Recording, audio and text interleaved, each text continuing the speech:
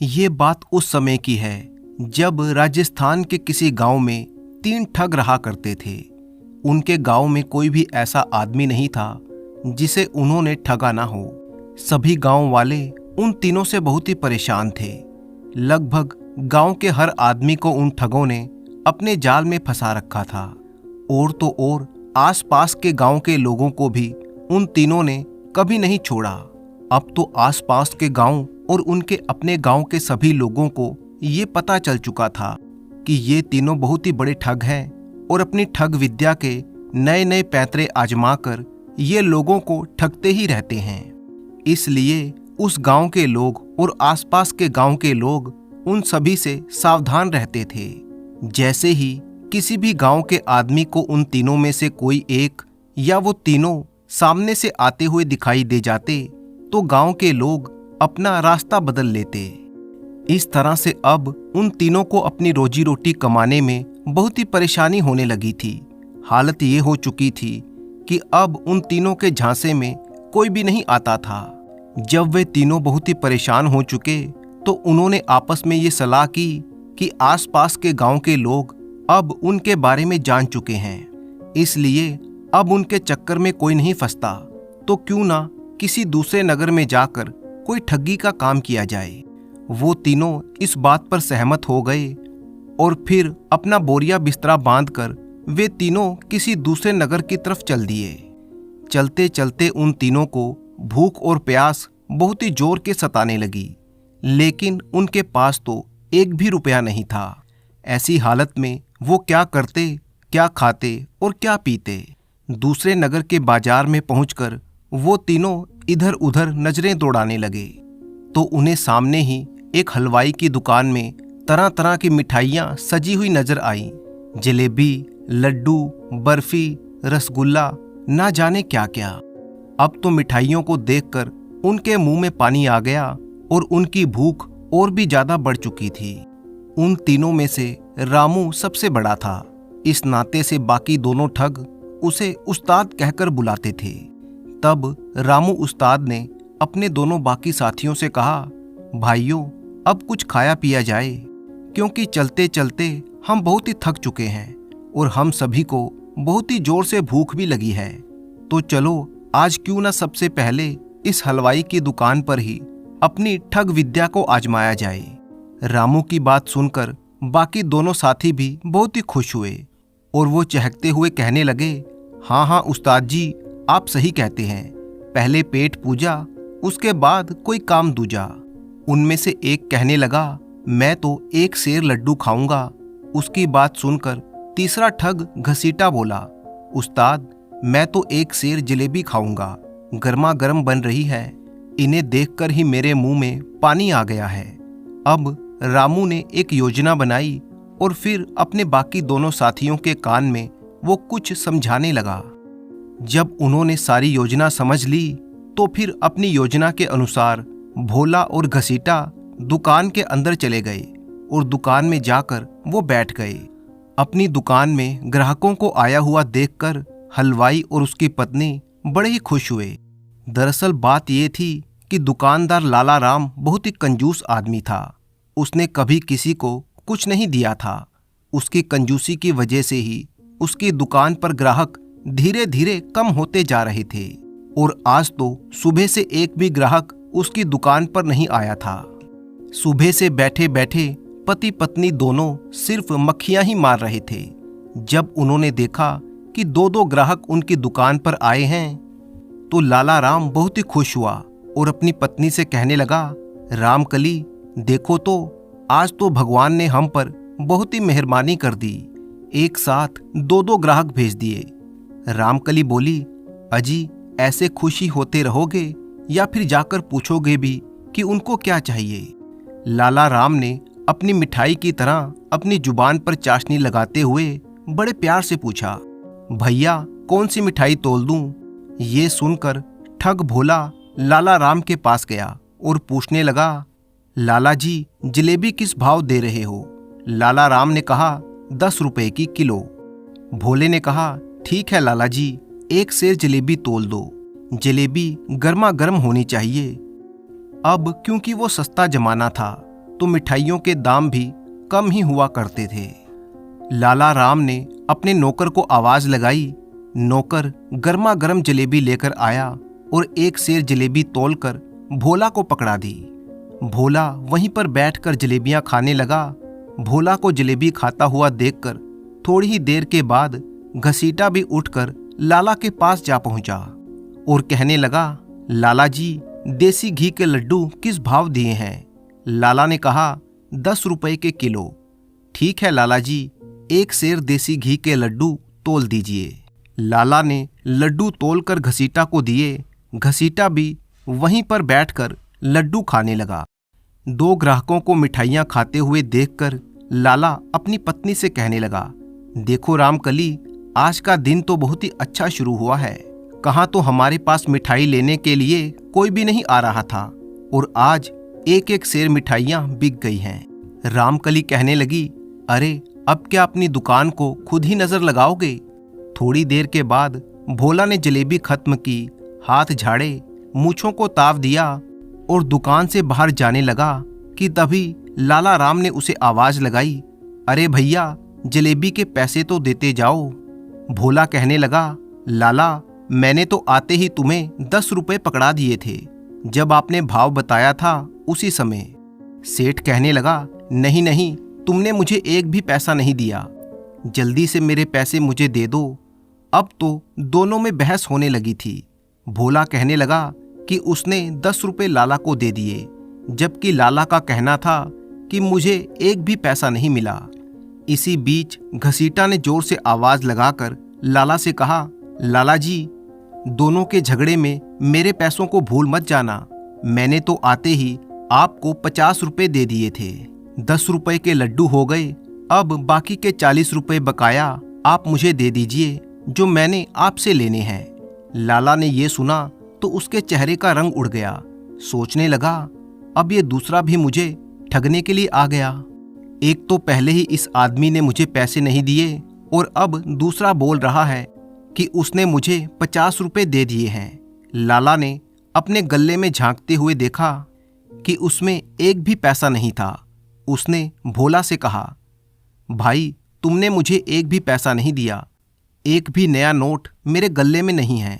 उसकी बात सुनकर घसीटा भड़क उठा और बोला, सेठ जी, तुमने इसके पैसे तो मार ही लिए, अब मेरे पैसे भी मारने की कोशिश कर रहे हो। मैं किसी भी कीमत पर अपने पैसे छोड़ने वाला नहीं हूं। अपने बाकी के 40 रुपए मैं तुमसे लेकर ही जाऊंगा। अब तो भोला और घसीटा दोनों ही लाला राम हलवाई से लड़ रहे थे। बाहर खड़ा हुआ उनका साथी रामू उस्ताद काफी देर से ये सब कुछ देख रहा था। वो दुकान के अंदर गया और जाकर बैठ गया। लाला राम ने रामू को वहीं पर खड़े हुए देखा था और उसे पता था कि ये आदमी शुरू से ही सारा खेल देख रहा है। इसलिए लाला राम ने रामू से कहा, अरे भाई, तुम तो मेरी दुकान के बाहर खड़े हुए बहुत देर से ये तमाशा देख रहे हो। तुमने इन दोनों को आते हुए भी देखा और इन्हें मिठाइयाँ खाते हुए भी देखा। तुम बताओ कि क्या इन्होंने मुझे कोई पैसे दिए? रामू जोर से कहने लगा, ना ना, इन्होंने पैसे कहाँ दिए। मैंने अपनी आंखों से देखा कि इन दोनों ने मिठाइयाँ लगवाई और खाने के लिए बैठ गए। लाला राम भोला और घसीटा से कहने लगा, देखो भाई, ये आदमी झूठ तो नहीं बोल रहा, ये भी कहता है कि तुमने मुझे पैसे नहीं दिए। भोला और घसीटा अब पहले से भी ज्यादा भड़कने लगे और बोले, हमें इस आदमी से क्या मतलब है, हमने तो पैसे दे दिए हैं, हम तो बस इतना ही जानते हैं। लड़ाई करते करते वे तीनों दुकान से बाहर आ गए और वहां पर लोगों की भीड़ इकट्ठी हो गई। तब किसी ने ये खबर शहर के कोतवाल को दे दी। कोतवाल ने अपने सिपाहियों को भेजा कि उन 3 झगड़ा करने वालों को कोतवाली में पकड़कर लाया जाए। कोतवाल के सैनिक आए और तीनों को पकड़कर कोतवाल के पास ले गए। अब वे दोनों तो कह रहे थे कि हमने पैसे दे दिए हैं। घसीटा के तो 40 रुपए अभी और भी बाकी थे, जबकि लाला का कहना था कि इन दोनों ने मुझे कोई भी पैसा नहीं दिया। मैंने अपने गल्ले में भी देख लिया, उसमें वही पैसे थे जो उसमें पहले से रखे हुए थे। ये दोनों झूठ बोल रहे हैं। सारी बातें सुनने के बाद कोतवाल कहने लगा, लाला जी, क्या तुम्हारे पास कोई गवाह है जो इस बात को बता सके कि इन दोनों ने तुम्हें पैसे दिए हैं या नहीं? लाला सिर खुजलाते हुए याद करने लगा और फिर लाला को याद आया कि उस समय दुकान के बाहर एक आदमी खड़ा था जो थोड़ी देर के बाद उसकी दुकान के अंदर आकर बैठ गया था और उसने सब कुछ देखा था। उसने ये बात भी स्वीकारी थी कि इन दोनों में से किसी ने भी कोई पैसा नहीं दिया। ये ख्याल आते ही लाला का चेहरा खुशी से चमक उठा। उसने कोतवाल से कहा, कोतवाल जी, उस समय मेरी दुकान के सामने एक और ग्राहक खड़ा था जो थोड़ी देर के बाद मेरी दुकान के अंदर आ गया था। उसने सब कुछ देखा था और उसने इन दोनों के सामने ये बात भी कही थी। ये दोनों झूठ बोल रहे हैं। कोतवाल ने कहा, तो ठीक है लाला जी, आज शाम तक उस गवाह को कोतवाली में पेश करो। अब तो लाला राम उल्टे पांव दौड़ता हुआ अपनी दुकान में जा पहुंचा। देखा तो रामू ठग अभी भी दुकान में ही बैठा हुआ था। लाला उसके हाथ पैर जोड़ते हुए कहने लगा, भैया, तुम मेरी गवाही दे दो तो मेरे पैसे मिल जाएंगे। तुमने तो शुरू से लेकर आखिर तक सारा माजरा देखा है। रामू कहने लगा, लाला जी, मैं तो सारा कुछ देख रहा था।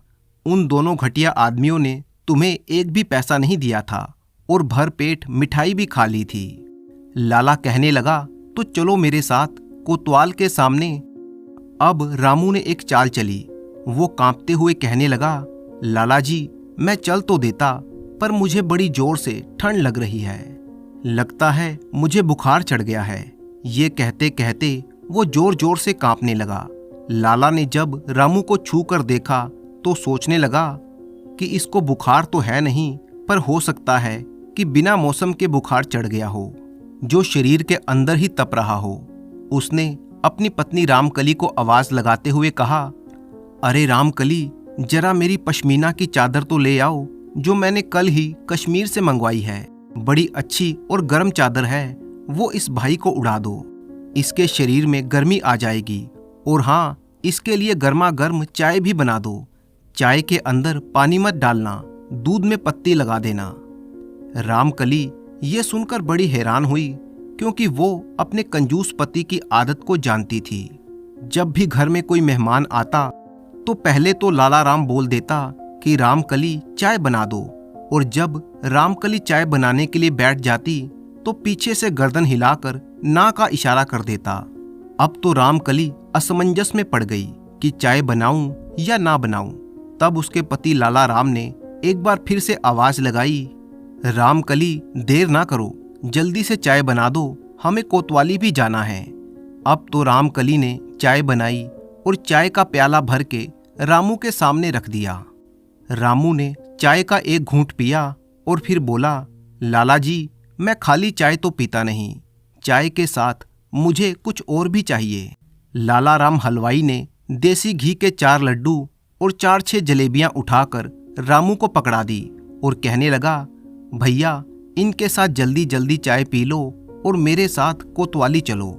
रामू धीरे धीरे चाय की चुस्कियां लेता रहा और साथ ही साथ लड्डू और जलेबी के मजे भी ले रहा था, जबकि लाला राम का दिल जल रहा था कि ये जल्दी से जलेबी खाए और मेरे साथ कोतवाली चले।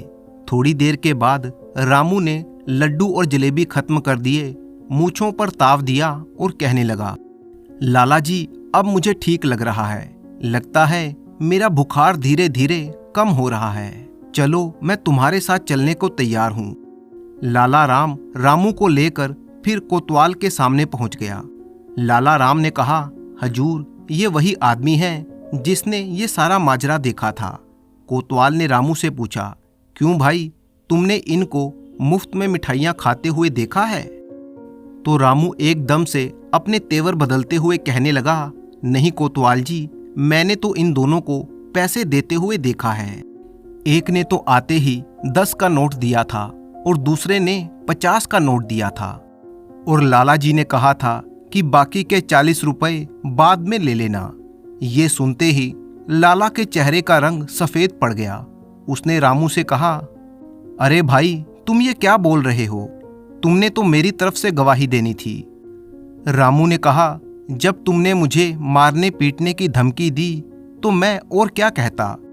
और फिर वो कोतवाल से कहने लगा, देखो हजूर, इसने मुझे बहुत ही डराया धमकाया, इसलिए मैं गवाही देने को तैयार हो गया था, पर आपके सामने मुझे किसी का कोई डर नहीं है।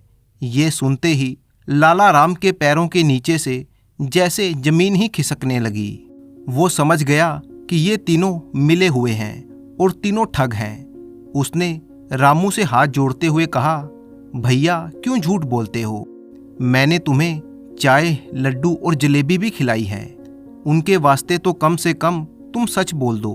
रामू तपाक से कहने लगा, हजूर, इसने अपने मुंह से कबूल कर लिया कि इसने मुझे जलेबी, लड्डू और चाय पिलाई है। हाँ, इसने मुझे चाय पिलाई, लड्डू खिलाए, क्योंकि इसने जब मुझे डराया धमकाया तो मैं डर के मारे कांपने लगा था, और तब मुझे सहज करने के लिए इसने चाय और लड्डू और जलेबी मुझे खिलाई। ये सुनकर तो कोतवाल को बड़ा ही गुस्सा आया और वो लाला के ऊपर चिल्लाते हुए कहने लगा, लाला, ये तुम क्या बोले जा रहे हो? इन भले आदमियों पर इल्जाम लगा रहे हो कि इन्होंने पैसे नहीं दिए, और दूसरा तुमने इस भले इंसान को डराया धमकाया। इतना सुनकर रामू बोला, हजूर, इस लाला का कोई भरोसा नहीं है। ये तो ये भी कह सकता है कि मैंने जो चादर ओढ़ रखी है वो इसी ने मुझे दी है। लाला चिल्लाकर कहने लगा, हाँ हाँ हजूर, ये चादर मेरी है और मैंने इसे तब दी थी जब इसे ठंड लग रही थी। रामू अब कोतवाल की तरफ देखते हुए तपाक से बोला, हजूर, जो मैंने कहा था वो सच हो गया। ये तो एक नंबर का ठग है, मिठाई देकर लोगों से 2 गुनी कीमत वसूल करता है। अब तो कोतवाल का गुस्सा 7वें आसमान पर पहुंच गया। वो लाला को फटकारते हुए कहने लगा, लाला, चुपचाप इन्हें 40 रुपए वापस दे दो, नहीं तो तुम्हें अभी के अभी उठाकर कैद खाने में डाल दूंगा। लाला भी अब ये अच्छी तरह से समझ चुका था कि वो ठगों के जाल में फंस चुका है, और उसने 40 रुपए निकाले और घसीटा को दे दिए, और फिर बिना किसी अपराध के वो माफी मांगकर अपनी दुकान की तरफ चल दिया। वे तीनों भी कोतवाली से बाहर आ गए और लाला को पीछे से कहने लगे, क्यों लाला, कैसी रही? मिठाई भी खा ली और पैसे भी नहीं दिए हमने, और तुमसे तुम्हारी कीमती चादर भी ले ली। इसके बाद तीनों ठग और लाला अपने अपने रास्ते चले गए। लेकिन ठगों को ये मालूम नहीं था कि जब वे लोग लाला को चिढ़ा रहे थे तो कोतवाल उनके पीछे खड़ा हुआ ये सब कुछ सुन रहा था।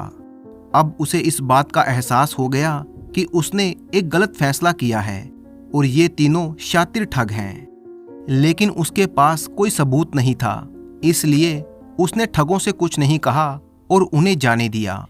इसके बाद तो तीनों ठगों के हौसले और भी बढ़ गए। वो सोचने लगे कि इस शहर के लोगों को बड़ी ही आसानी से ठगा जा सकता है। उस रात को वे तीनों रात बिताने के लिए एक सराय में पहुंच गए। अगले 2-3 दिन तक उन्होंने कुछ और लोगों के साथ भी ठगी की और काफी दौलत इकट्ठी कर ली। तीसरे दिन उन्होंने फैसला किया कि अब वो इस शहर से निकल जाएंगे। लेकिन उस रात को हुआ ये कि जब वे लोग सराय में रुके हुए थे तो उनके साथ ही एक आदमी और आकर रुका जो देखने में काफी धनवान लग रहा था। वे तीनों ठग उससे बातचीत करना शुरू करते हैं तो पता लगा कि वो आदमी शहर में आए हुए एक घोड़ों के सौदागर का मुंशी था, जिसे कल सुबह अपने मालिक के काम से एक दूसरे नगर में जाना था। बातों बातों में पता लगा कि उस घोड़े के सौदागर के पास एक से एक बढ़िया नस्ल के घोड़े हैं जिनकी कीमत हजारों में है। ठगों ने उस आदमी से घोड़े के सौदागर का नाम पता मालूम किया और अगली सुबह उन्होंने योजना बनाई कि क्यों ना इस शहर को छोड़ने से पहले एक आखिरी ठगी की जाए और इस घोड़े के सौदागर से एक अच्छी नस्ल का घोड़ा जिसकी कीमत हजारों में हो उसे ठग लिया जाए। और फिर उन तीनों ने घोड़े के सौदागर को ठगने की योजना बना ली। उनमें से 2 ठग रामू और घसीटा घोड़े के सौदागर के पास पहुंचे जहां पर सौदागर का खेमा लगा हुआ था। रामू सौदागर के पास पहुंचा और कहने लगा, मुझे एक बहुत ही अच्छी नस्ल का घोड़ा चाहिए, कीमत चाहे जो भी हो मैं देने को तैयार हूं। और साथ ही उसने अपने साथ आए हुए घसीटा का परिचय देते हुए कहा, ये मेरा भाई है जो कि बेचारा आंखों से अंधा है, ये भी मेरे साथ चला आया। सौदागर ने कहा, आप लोग चिंता मत कीजिए, मेरे पास एक से एक बेहतरीन नस्ल के घोड़े हैं। और फिर सौदागर ने उन्हें एक बहुत ही बढ़िया घोड़ा लाकर दिखाया और कहा कि इस घोड़े की कीमत हजारों में है, क्या आप इसे खरीदना चाहेंगे? घोड़े को देखते ही रामू मन ही मन सोचने लगा कि सचमुच घोड़ा तो बहुत ही शानदार है। उसने सौदागर से कहा, मैं घोड़ा खरीदने से पहले एक बार इसकी सवारी करके इसकी रफ्तार और उसकी चाल देखना चाहता हूँ। अगर मुझे सब कुछ ठीक लगा तो मैं इस घोड़े को मुंह मांगी कीमत देकर भी खरीदने को तैयार हूँ। आप मुझे इसकी सवारी करने दें। जब तक मैं एक चक्कर लगाकर आता हूँ तब तक मेरा ये अंधा भाई आपके पास ही बैठेगा। सौदागर ने कहा, हाँ हाँ हजूर, बेशक आप बिना किसी परेशानी के इस घोड़े की चाल और रफ्तार को परख सकते हैं। इसके बाद रामू उस शानदार घोड़े पर सवार हो गया। असल में उन दोनों ठगों की ये योजना थी कि रामू घोड़े की रफ्तार परखने के बहाने से घोड़े को लेकर रफू चक्कर हो जाएगा और पीछे से उसका साथी घसीटा भी मौका देखकर वहां से निकल जाएगा। रामू ने घोड़े को एड़ लगाई। घोड़े ने दौड़ना शुरू किया। रामू मन ही मन में बहुत खुश हो रहा था कि चलो मेरा काम बन गया, घोड़ा अब मेरे कब्जे में आ गया। घोड़े को दौड़ाता हुआ रामू जैसे ही कुछ दूर कर गया कि तभी अचानक घोड़े ने बिदकना शुरू कर दिया और वो बुरी तरह से उछलने लगा। वो तो रामू के काबू से बाहर हो गया था। उसने रामू को जमीन पर पटक दिया। बेचारा रामू बुरी तरह से घायल हो चुका था। जब तक उसने होश संभाला तो देखा कि उसके चारों तरफ कोतवाल के सिपाही खड़े थे और उसके सामने वो सौदागर खड़ा था जिसका घोड़ा वो चुरा कर लाया था। सौदागर ने मुस्कुराते हुए रामू से कहा, क्यों रामू उस्ताद, आज तो तेरी ठगी तुझी पर भारी पड़ गई ना। असल में मैं कोई घोड़ों का सौदागर नहीं बल्कि मैं नगर का कोतवाल हूँ और ये सारा नाटक मैंने ही रचाया था। उस दिन जब तुम लाला राम हलवाई को ठग कर खुशी खुशी वापस लौट रहे थे तब मुझे तुम तीनों पर शक हो गया था, लेकिन मेरे पास तुम्हारे खिलाफ कोई सबूत नहीं था और मैं तुम्हें रंगे हाथों पकड़ना चाहता था। इसलिए मैंने अपने कुछ जासूस तुम्हारे पीछे लगा दिए जो कि तुम्हारी हर गतिविधि पर नजर रख रहे थे। वो आदमी जो तुम्हें सराय में मिला था और जिसने तुम्हें मेरे घोड़ों के बारे में बताया था वो भी मेरा ही आदमी था। और जिस घोड़े को चुरा कर तुम भाग रहे थे ये कोई मामूली घोड़ा नहीं है बल्कि ये मेरा घोड़ा है और इसको मैंने इस तरह से प्रशिक्षित किया है कि ये मेरी पीठ पर मेरे अलावा किसी और को बैठने ही नहीं देता और जो ऐसा करता है उसका वही अंजाम होता है जो तुम्हारा हुआ। और तुम्हारा वो दूसरा साथी जो कि अंधे होने का नाटक कर रहा था उसे भी मेरे सिपाहियों ने गिरफ्तार कर लिया है। अब जल्दी से अपने तीसरे साथी के बारे में बताओ वरना मेरे सिपाही तुम्हें कोड़े मार मार कर तुम्हारी चमड़ी उधेड़ देंगे। मरता क्या ना करता, बेचारा रामू अब अपने ही जाल में फंस चुका था। कोड़े पड़ने के डर से उसने तुरंत अपने तीसरे साथी के बारे में बता दिया जो कि वहीं से कुछ दूरी पर उन दोनों का इंतजार कर रहा था। कोतवाल के सिपाहियों ने तीसरे ठग को भी गिरफ्तार कर लिया। इस तरह से वो तीनों ठग जो आज तक कई लोगों को ठग चुके थे अब कोतवाल के हत्थे चढ़ चुके थे और उन्हें कई सालों तक कारागार में रहने की सजा सुना दी गई। उन तीनों ठगों के पकड़े जाने पर लोगों ने अब राहत की सांस ली थी और उन तीनों से बरामद हुए माल को उन सभी लोगों को वापस लौटा दिया गया जिनसे उन ठगों ने ठगी की थी। कुंदन नगर राज्य के एक छोटे से गांव में प्रेमलाल नाम का एक गरीब लक्कड़हारा रहता था। प्रेमलाल का छोटा सा घर था और उस घर में उसकी पत्नी कुसुम और उसका बेटा आनंद रहते थे। प्रेमलाल एक बहुत ही गुस्सैल स्वभाव का आदमी था। वो स्वभाव से बहुत ही चिड़चिड़ा था। वो अपने इस साधारण जीवन से बिल्कुल भी खुश नहीं था। वो रातों रात अमीर बनने के सपने देखा करता और अपनी किस्मत को हमेशा कोसता रहता। एक दिन की बात है, प्रेमलाल लकड़ियां काटने के लिए अपनी कुल्हाड़ी लेकर घर से निकल ही रहा था कि तभी उसकी पत्नी कुसुम उससे कहने लगी, अजी आज फिर इतने गुस्से में क्यों हैं आप? क्या आपको कभी खुशी महसूस नहीं होती? आप हमेशा परेशान से क्यों रहते हैं? कभी तो मुस्कुराकर काम पर जाया कीजिए। प्रेमलाल गुस्से से बोला, मैं लकड़ियां काटने वाला लकड़हारा हूं, कोई बहुत बड़ा व्यापारी नहीं। मेरी मेहनत का कोई मोल नहीं है और तुम कहती हो कि मैं खुश रहूं। कुसुम ने समझाते हुए कहा, आपको अपनी मेहनत पर गर्व होना चाहिए। भगवान ने हमें मेहनत करने के लिए ये शरीर दिया है। आपको हमेशा अपनी किस्मत को कोसने की आदत है। कभी तो भगवान का धन्यवाद किया कीजिए कि हमारा परिवार कभी भूखा नहीं सोता। प्रेमलाल बोला, तुम्हें तो मेरी मेहनत की कोई कद्र नहीं है। तुम क्या समझोगी? बस बातें करना आसान है। दूसरों की पत्नियां चाहती हैं कि उनके पति खूब पैसा कमाए, लेकिन तुम हो कि मेरे छोटे से काम में ही खुश रहती हो।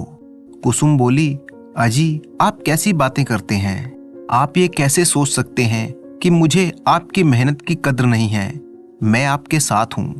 कुसुम की बात सुनकर प्रेमलाल तिलमिला गया और बिना कुछ कहे हुए वो अपनी कुल्हाड़ी उठाकर घर से बाहर निकल गया। प्रेमलाल अभी कुछ ही दूर चला था कि तभी उसके सामने गांव का मुखिया आ गया। मुखिया मुस्कुराते हुए बोला, अरे प्रेमलाल, क्या हुआ? आज सुबह सुबह तुम इतने गुस्से में क्यों हो? सब कुछ ठीक तो है? प्रेमलाल बोला, सब कुछ तो ठीक है, लेकिन मेरी परेशानी मेरी पत्नी है। वो कभी भी मुझे समझ नहीं पाएगी। वो चाहती है कि मैं हमेशा खुश रहूं, मुस्कुराता रहूं, जैसे जीवन में सब कुछ ठीक हो। मुखिया बोला, अरे कुसुम तो समझदार और शांत स्वभाव की है, वो भला तुम्हें परेशान क्यों करेगी? प्रेमलाल बोला, वो मूर्ख है। दूसरों की पत्नियां चाहती हैं कि उनके पति और भी ज्यादा धन कमाएं, लेकिन मेरी पत्नी मेरी छोटी सी कमाई में ही खुश रहती है। उसे तो लगता है कि लकड़ियां काटना कोई बहुत बड़ा महान काम है। मुखिया बोला, प्रेमलाल, तुम्हारी पत्नी बहुत अच्छी है। असल में वो संतोषी स्वभाव की है। उसकी जगह अगर कोई और पत्नी होती तो वो तुम्हारे सामने हर दिन गरीबी का रोना रोती रहती और तुम्हें मानसिक रूप से परेशान कर देती। तुम्हें तो भगवान को धन्यवाद देना चाहिए कि तुम्हें ऐसी पत्नी मिली है। मुखिया की बात सुनकर प्रेमलाल का गुस्सा और भी चढ़ गया, लेकिन वो कुछ बोला नहीं और चुपचाप आगे बढ़ गया। वो जंगल में एक पेड़ के नीचे जा बैठा और अपने आप से कहने लगा, मैं कितनी भी मेहनत क्यों ना करूं, लकड़ियां अच्छे दामों पर नहीं बिकती। मुझे मेरी मेहनत का फल कभी नहीं मिलता। लोग कहते हैं कि मेहनत करने से ही मनुष्य कामयाब होता है, लेकिन मुझे तो आज तक मेरी मेहनत का फल मिला ही नहीं। और फिर ऐसा सोचते सोचते प्रेमलाल जंगल में अंदर तक चला गया, जहां पर जंगल बहुत ही ज्यादा घना हो चला था। थोड़ी देर के बाद उसकी नजर एक बहुत ही विशाल और बहुत ही पुराने पेड़ पर पड़ी। पेड़ इतना बड़ा और घना था कि उसकी जड़ें दूर दूर तक फैली हुई थी। प्रेमलाल उस पेड़ के पास गया और सोचने लगा, ये पेड़ तो कई वर्षों पुराना लगता है, इसकी लकड़ियां जरूर अच्छे दामों में बिक जाएंगी। क्यों ना मैं इसी पेड़ को काटूं और फिर बाजार में बेच दूं, इससे तो मुझे खूब पैसा मिलेगा। प्रेमलाल उस पुराने पेड़ पर कुल्हाड़ी चलाने ही वाला था कि अचानक उस पेड़ से धुआं सा उठने लगा। ऐसा दृश्य प्रेमलाल ने अपनी जिंदगी में पहले कभी नहीं देखा था। वो तो बहुत ही घबराने लगा। उसने अपनी कुल्हाड़ी फेंक दी। कुछ ही देर में उस धुएं में से एक सुंदर देव पुरुष प्रकट हुआ, जिसका व्यक्तित्व बहुत ही तेजस्वी और अद्भुत था। प्रेमलाल ने उसे हैरानी से देखा और घबराते हुए बोला, तुम कौन हो? ये सब क्या हो रहा है? वो देव पुरुष बोला, मैं इस वन का देवता हूँ। मैं वन देवता हूँ। मेरा वास हजारों सालों से इसी पेड़ में है। ये पेड़ केवल पेड़ नहीं, बल्कि इस जंगल का आधार है। इसे मत काटो। प्रेमलाल पहले तो घबराया हुआ था, लेकिन अब वो क्रोधित हो गया। उसने अपनी कुल्हाड़ी उठाई और वन देवता से गुस्से में बोला, मुझे इन सब बातों से कोई फर्क नहीं पड़ता। ये पेड़ कितना पुराना है, इससे मुझे कोई मतलब नहीं है। इस पेड़ की लकड़ियां मजबूत हैं और बाजार में इसके अच्छे दाम मिल जाएंगे, इसलिए मैं इसे काट कर ही रहूंगा। अब मुझे कोई रोक नहीं सकता। वन देवता ने कहा, सुनो, अगर तुम इस पेड़ को नहीं काटोगे तो मैं तुम्हारी एक इच्छा को पूरी करूंगा, लेकिन याद रखना कि एक इच्छा पूरी हो जाने के बाद तुम चाहकर भी इस पेड़ को कभी नहीं काट पाओगे और तुम्हें केवल एक ही इच्छा मांगने का अधिकार होगा। प्रेमलाल ये सुनकर उलझन में पड़ गया। उसके मन में लालच और सवाल दोनों ही उठने लगे। अगर ऐसा है तो मुझे बहुत सारा धन चाहिए। और फिर वो खुद ही रुक गया और कहने लगा, नहीं नहीं, धन तो खत्म हो जाएगा, मुझे धन नहीं चाहिए। और फिर अचानक उसके मन में नए नए विचार आने लगे।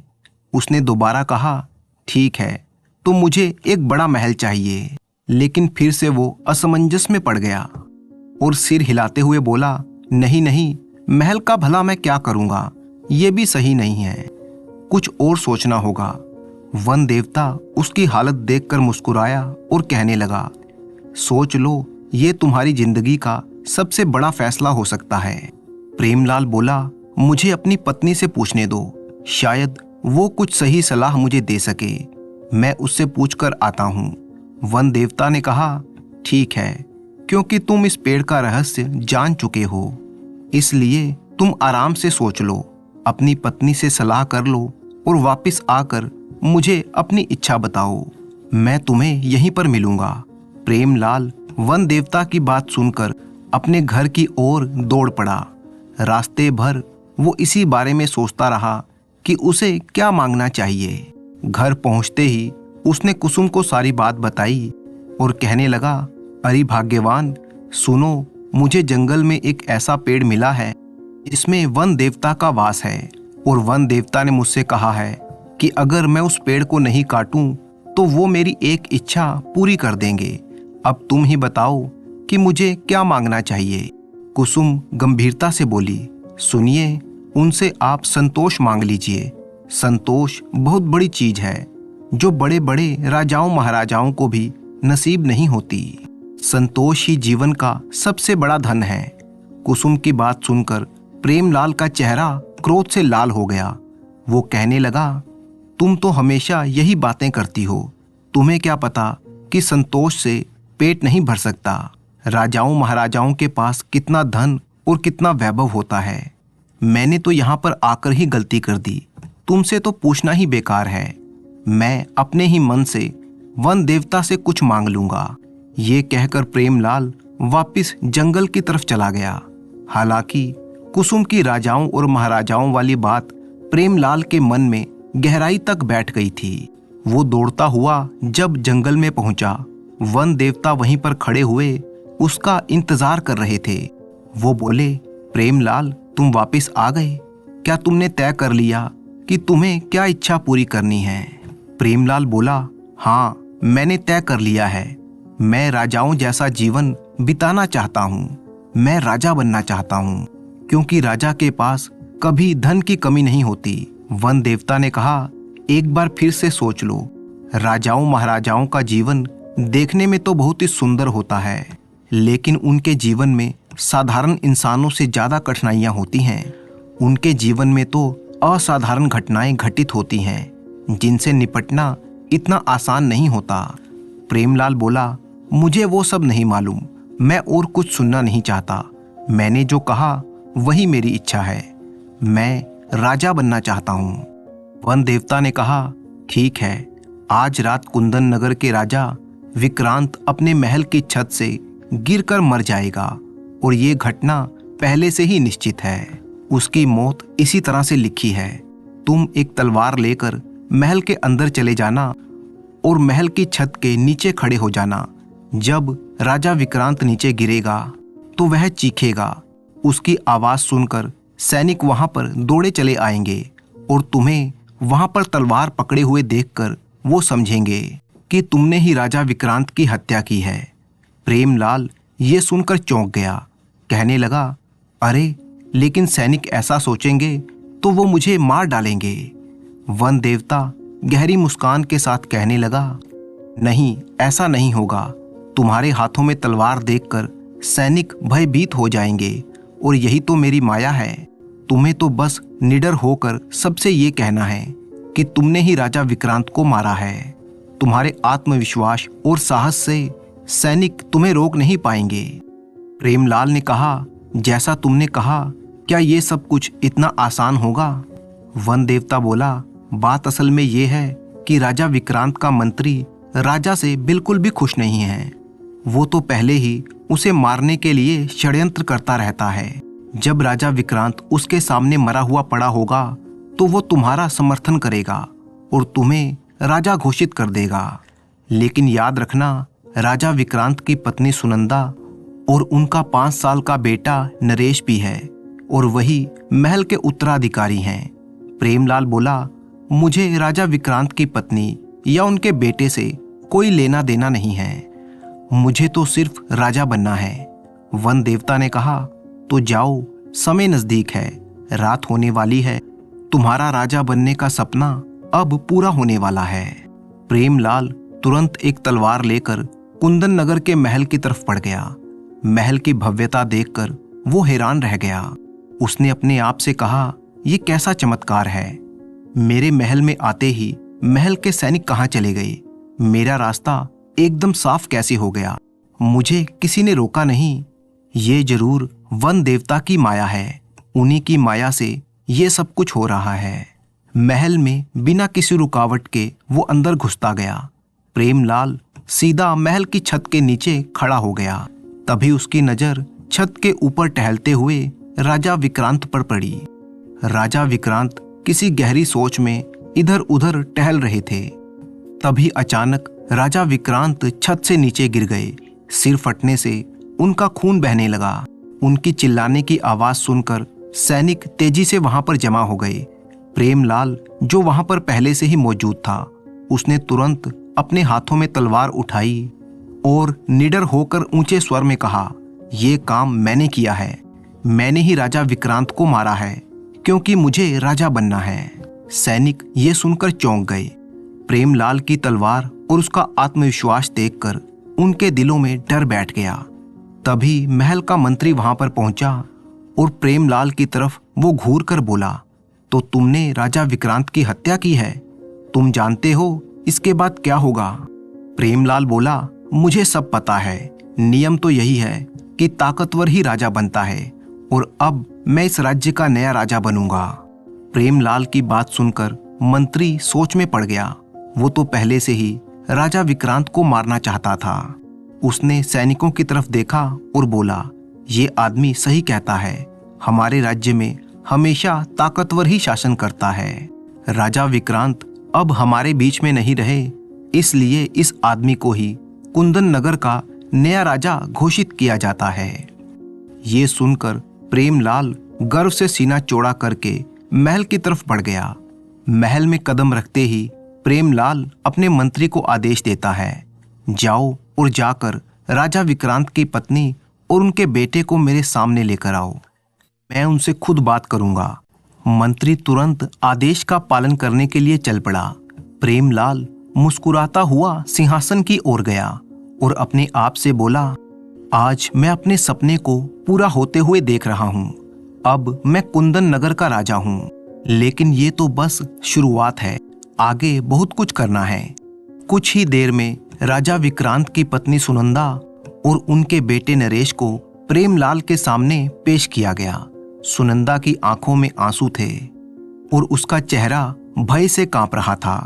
प्रेमलाल बड़े ही घमंडी अंदाज में बोला, रानी सुनंदा, मैं तुम्हें और तुम्हारे बेटे को इसी समय खत्म करवा सकता हूँ, लेकिन मैं दया दिखाना चाहता हूँ। इसलिए मैं तुम्हें आदेश देता हूँ कि तुम तुरंत अपने पुत्र को लेकर इस राज्य से दूर कहीं जंगलों में चली जाओ। अगर गलती से भी तुम इस राज्य के आसपास दिखी तो याद रखना, तुम्हारे साथ भी वही किया जाएगा जो मैंने तुम्हारे पति के साथ किया। सुनंदा प्रेमलाल के इस फैसले को सुनकर थर थर कांपने लगी। बेचारी बेबस अपने बेटे नरेश का हाथ पकड़कर रोती हुई महल से बाहर चली गई और फिर वो अपने बेटे को लेकर जंगलों में भटकने लगी। भूख और प्यास से उनका बुरा हाल था। नरेश अभी बहुत ही छोटा था। वो लगातार रोए जा रहा था। भटकते भटकते सुनंदा की नजर जंगल में एक झोंपड़ी पर पड़ी। सुनंदा ने सोचा शायद यहाँ से कुछ सहायता मिल जाए। सुनंदा नरेश को लेकर झोंपड़ी के अंदर चली गई। झोंपड़ी में एक महात्मा जी ध्यान की मुद्रा में बैठे हुए थे। सुनंदा उनके सामने हाथ जोड़कर बोली, हे मुनिवर, कृपया करके मेरी सहायता कीजिए। मैं और मेरा बेटा भूख प्यास से मरने वाले हैं। हमें थोड़ा भोजन और पानी मिल सकता है क्या? महात्मा जी ने आंखें खोलकर सुनंदा को ध्यान से देखते हुए कहा, रानी सुनंदा, मैं तुम्हें पहचानता हूँ। तुम राजा विक्रांत की पत्नी हो और ये नन्हा बालक नरेश है। क्या हुआ तुम्हारे साथ? तुम्हारा ये हाल कैसे हो गया?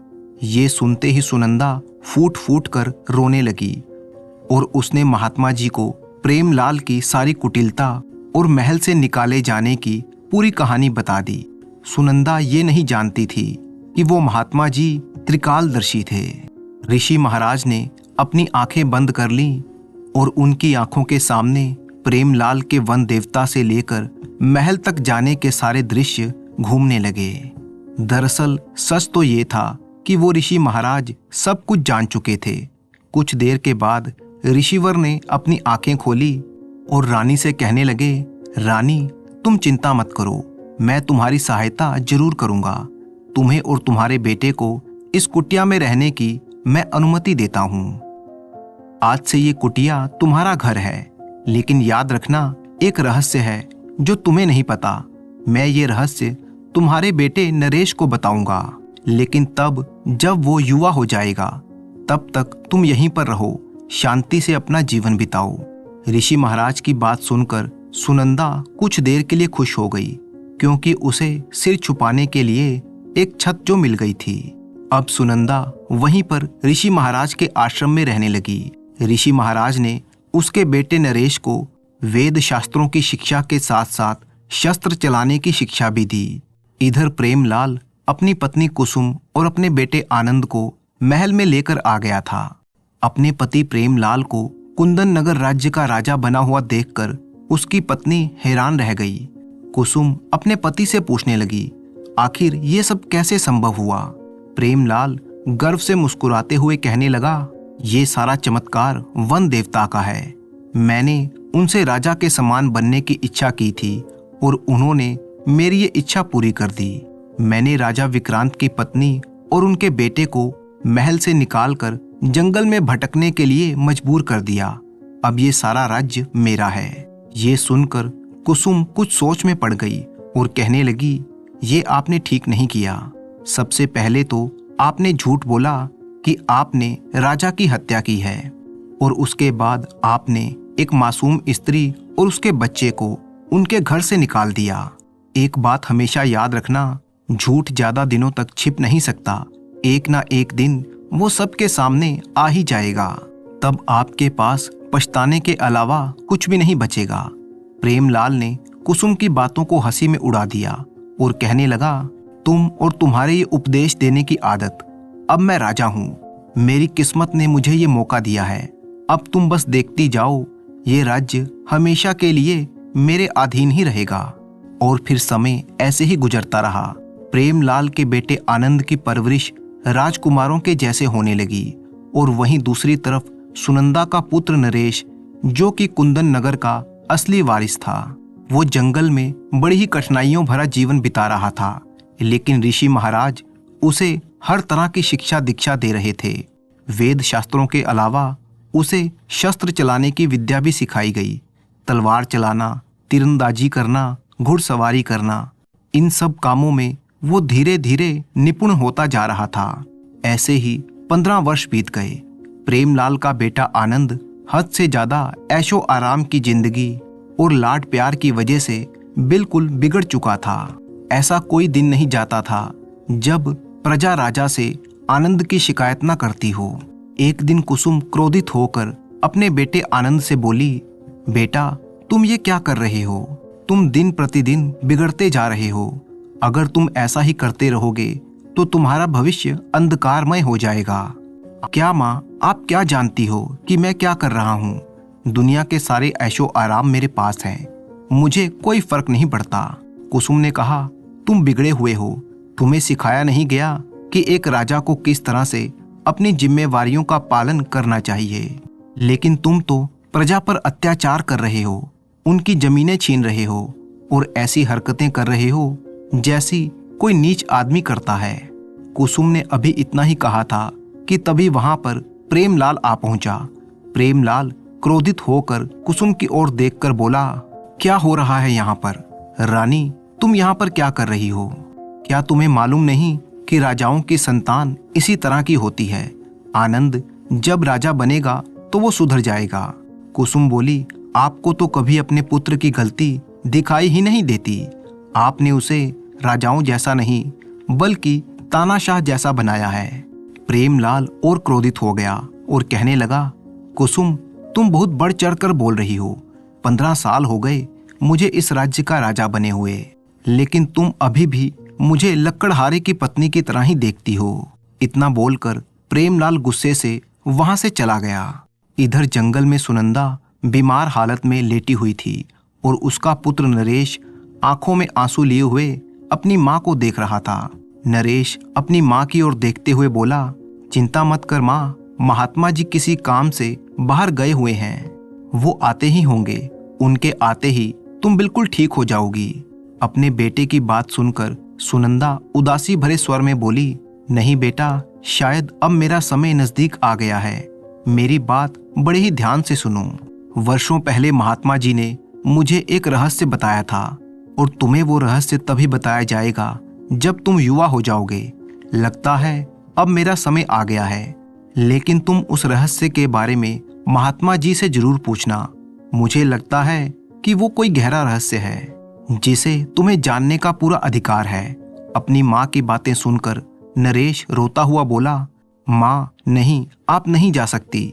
परंतु सुनंदा ने हमेशा के लिए अपनी आंखें बंद कर ली। नरेश बुरी तरह से घबरा गया। तभी वहां पर महात्मा जी आ पहुंचे। महात्मा जी की ओर देखकर नरेश रोता हुआ बोला, महात्मा जी, मैं आपका ही इंतजार कर रहा था।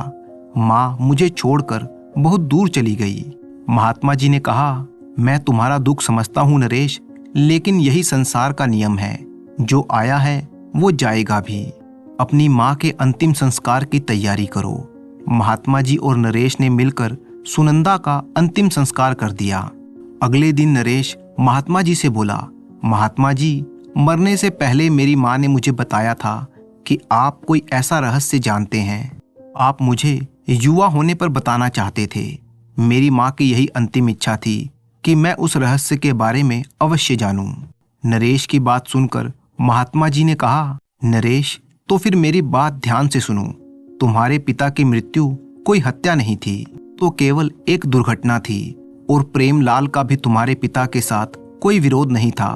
वो तो केवल तलवार लेकर वहां पर खड़ा था, क्योंकि वन देवता के वरदान के कारण ये सब कुछ हुआ था। प्रेमलाल एक लालची आदमी है।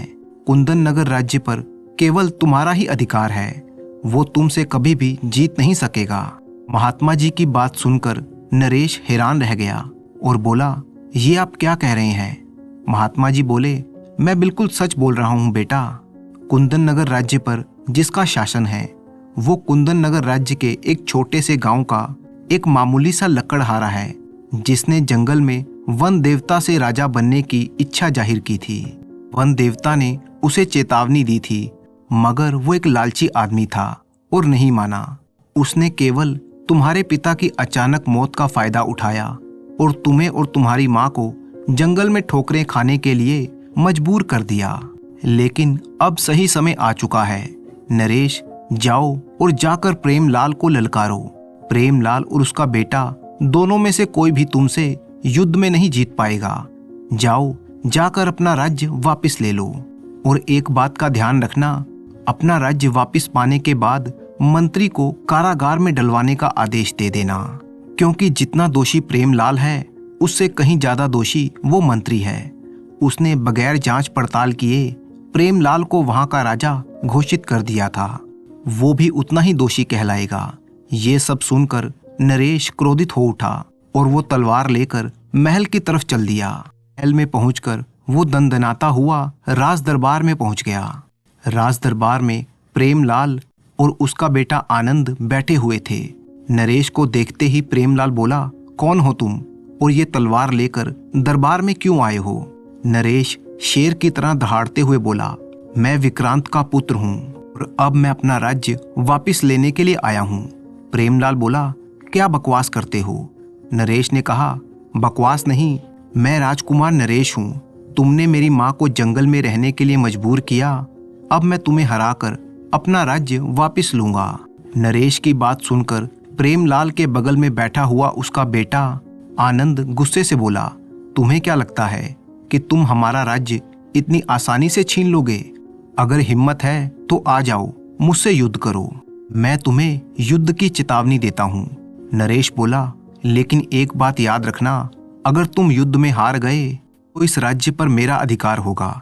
नरेश की बात सुनकर प्रेमलाल इधर उधर देखने लगा। तभी वहां पर बैठे हुए राजगुरु ने प्रेमलाल की ओर देखा और बोले, राजन, नियम तो यही है। अब प्रेमलाल ने ना चाहते हुए भी अपने बेटे आनंद को युद्ध करने की सहमति दे दी, मगर आनंद नरेश की तलवार का एक भी वार ना सह पाया। नरेश के पहले ही वार से वो बुरी तरह से जख्मी होकर जमीन पर गिर गया। उसका जख्म इतना गहरा था कि वो बेहोश हो गया। इसके बाद नरेश बोला, प्रेमलाल, अब तुम्हारी बारी है, या तो मुझसे युद्ध करो या फिर अपना राज्य मुझे दे दो। प्रेमलाल जानता था कि वो नरेश से कभी जीत नहीं सकता। प्रेमलाल बोला, मैं तुमसे युद्ध नहीं कर सकता। नरेश ने कहा, तो फिर मेरा राज्य मुझे वापस करो।